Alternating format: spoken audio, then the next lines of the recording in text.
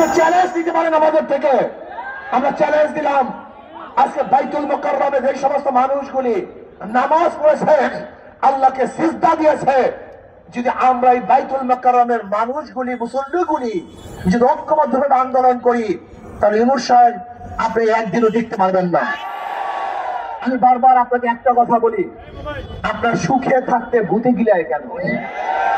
আপনি ভালো আছেন, ভদ্র মানুষ, শিক্ষিত মানুষ, আমাদের দেশে গৌরব, আপনি ভারতের এজেন্ডা পালন করবেন কেন?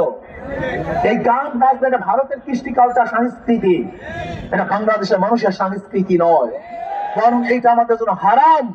অনেক গান বাদ্য আমাদের জন্য হারাম। কাজে কোন অবস্থাতেই জাতীয় ভাবে একটা হারাম কাজ চাপিয়ে দেবেন, এটা বাংলাদেশের তৌহিদি জনগণ সহ্য করবে না। কাজে আসুন, আমাদের দাবি আজকে দুইটা। একটা হলো বাংলাদেশের প্রত্যেকটা প্রতিষ্ঠানে ধর্মীয় শিক্ষক এবং ধর্মীয় পরীক্ষা 100 মার্কের নিতে হবে। আপনি আইন রাখবেন যে ধর্ম শিক্ষা দেওয়া হয় কিন্তু পরীক্ষা নেবেন না। এই সমস্ত ধ্বজাদারি ধোঁকাবাজি আইন আমরা পছন্দ করি না।